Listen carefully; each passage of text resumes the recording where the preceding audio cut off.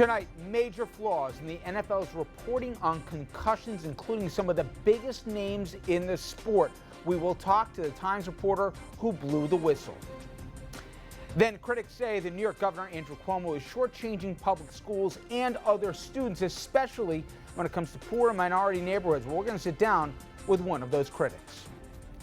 And next, Atlantic City on the brink of a government shutdown. That as the mayor stares down Governor Christie.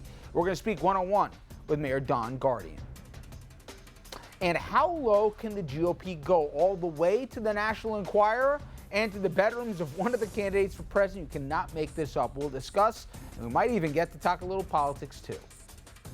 Good evening and welcome to RFL. I'm Richard French. Thank you for joining us. And we're going to begin tonight with what may be the latest black eye for the National Football League when it comes to concussions. Now, as we reported often on this program, the league and the entire sport, they're facing growing questions about the impact and prevalence of concussions. It's been the subject of a massive lawsuit with former players, which the NFL settled for $765 million. It's also raised questions about the future of the sport. Concerns grow about the impact of concussions from everything from Pop Warner through college and obviously the pros. But now, there is mounting questions about the research that was used by the NFL that's been the basis for many of the league's concussion-related changes as well as decisions.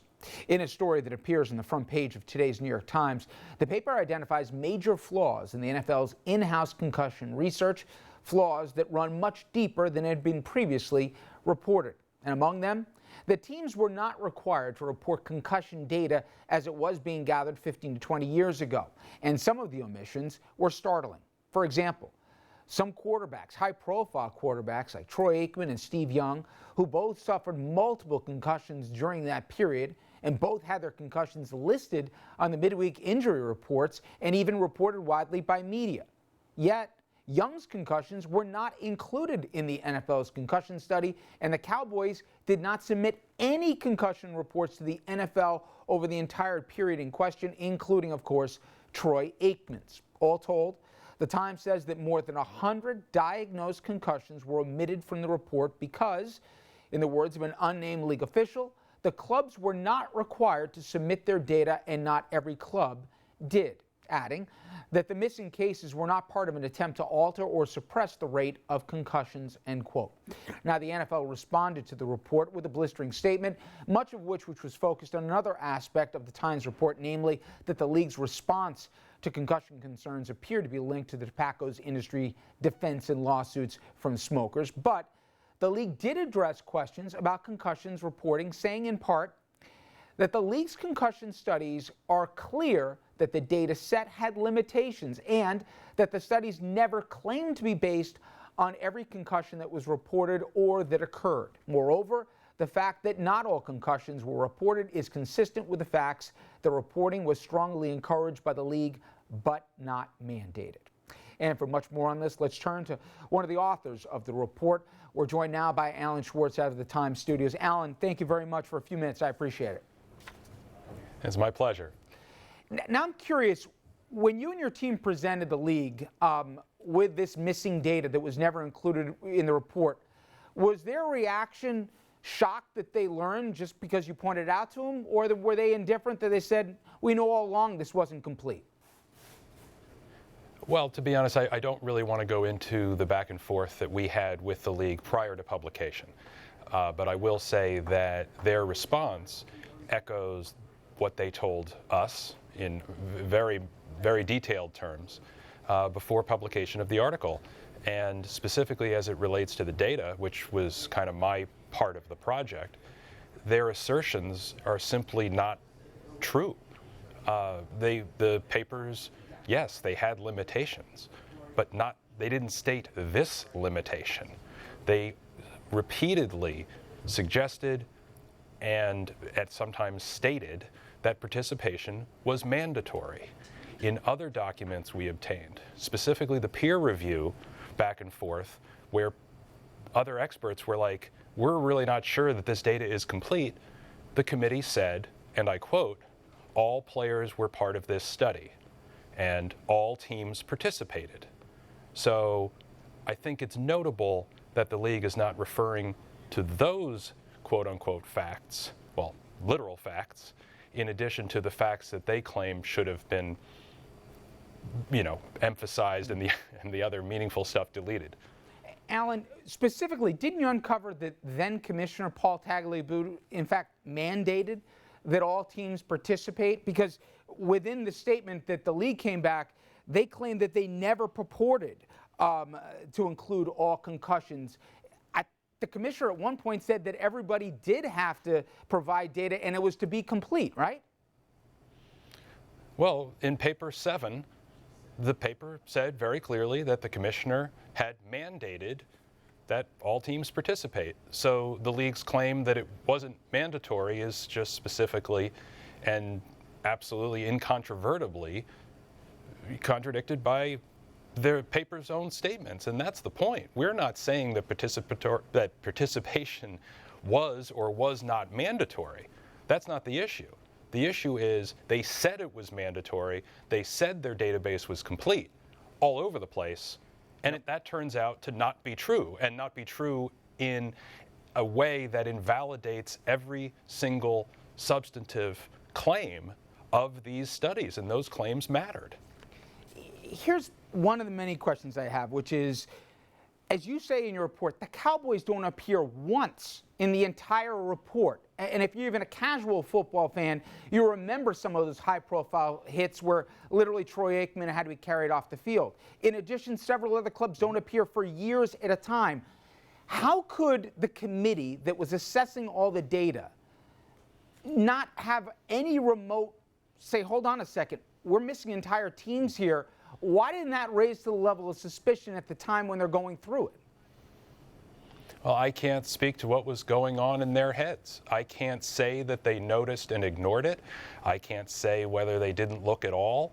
I know that I would have looked in 9th grade, but I don't know what they did or didn't do. All I know is that they made statements about the completeness of the data and about the validity of the results that are simply not true. Well, I'll put it to a finer point. One of the members of the committee was the Jets' physician at the time. One of the players in that stated window of time that they were looking at it was Wayne Corbett, who had documented multiple concussions, then a wide receiver for the Jets. He signed off on a peer-reviewed study where Wayne Corbett's concussions never appeared in it whatsoever. Obviously, he was cognizant of it. He treated the player in question. Again, I know you're going to give me the same answer, but what I don't understand is nobody could have said they didn't know. He treated the player, but he wasn't in the report. No, I agree with you. And why the guy who wrote the sentences, or at least was the lead author on the sentences, that said that all concussions, however minor, should be included. We knew that that was important. And in all the peer-reviewed documents, again, they stated all over the place. And beyond stating it, suggested it 10 times more often that this was a complete data set to the extent that it was possible. Of course there are limitations. Of course, if a player doesn't report it to the physician can't report it to the study coordinators. But here, the Jets team physician was Elliot Pellman, who was in charge of the study. So why he didn't get Corbett's injuries into the database is something that's frankly better addressed by Elliot Pellman. Fair enough. I want to read a quote that appeared in the piece and get your reaction to it. One of the members, another member of the concussion committee, Dr. Joseph Walkerly, said he wasn't aware of the omissions. When he was putting together the report, he and other members, they believed they were working off a complete set of data with all incidents making up obviously what is, as we said, a multiple peer review study. He added, when you pointed out and your team that there was more than 100 some odd incidents that were not included, quote, if somebody made a human error or somebody assumed the data was absolutely correct and didn't question it, well, we screwed up. If we found out it wasn't accurate and still used it, that's not a screw up, that's a lie. So I put the question to you, knowing all the principles, knowing all the data involved, knowing all the folks, and again, for people who think peer review is a casually used term, I have a wife who works in medicine. It's not. It's the blue ribbon, it's the seal that qualifies the study. Which is it? Is it a screw up or is it a lie? Again, you knew this and you asked the question anyway. I can't say. All I know is that they made false statements. And I guess we can all debate what a lie is. Remember the Seinfeld episode where George says, it's not a lie if you believe it. And look, I don't know. All I know is that the statements in the paper and in the peer review all over the place said that the data is complete.